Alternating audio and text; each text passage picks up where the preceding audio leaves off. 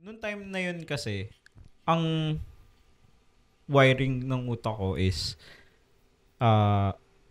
mag-apply ako ng corporate, ganyan. Kasi sayang naman yung pinag-aralan mo, di ba? Kasi yun yung isip talaga eh. Tsaka parang, parang iniisip ko deep inside, shit, pag dumiretso ako dito, parang, tali ka na. nepo baby, gano'n na, wala akong napatunayan sa labas, gano'n, tapos uwi na ako. Actually, ang tagal ko na sinasabi yun sa inyo, di ba, na parang, kaya hindi pa rin ako nag-work sa amin. Kasi parang, wala, tagapagmana lang. Hindi, gusto ko parang, hindi ka deserving. May napatunayan ako sa corporate bago ako umuwi. Parang gano'n. Napatunayan sa sarili. Oo, sa sarili ko lang. Kayo, guys. Pero, wait lang, may follow-up question lang ako dun. Eventually ba, parang possible na ikaw din talaga yung mag-operate nun? Oo, palapit na. Palapit na yung, okay. I'm coming. Kaya pala may pa-transition ka. I'm coming. Hindi ako papayagan eh. Okay. So, ano yung magiging work mo doon? Na, ano Taga-tahi. mo naman?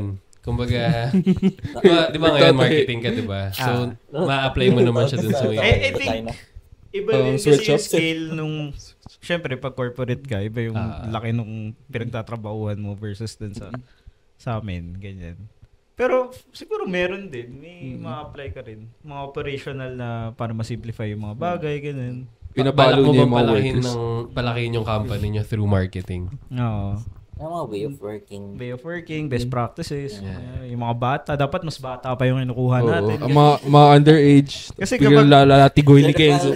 Pag mga 50 na yung kinukuha mong tao, di ba? Siyempre, onti na lang yung lifespan nila. wala na sa prime. Wala na sa prime. Di ba hanggang 60 lang ang working age sa Philippines. Tapos, Ano yung fina-force retire sila? Or Hindi naman. Hindi naman. Oo. Force retire? Technically, yes. Kasi vet minimum na yung sweldo nila. Kung gusto talaga nilang magstay ka sa company, kukunin ka nila as consultant na.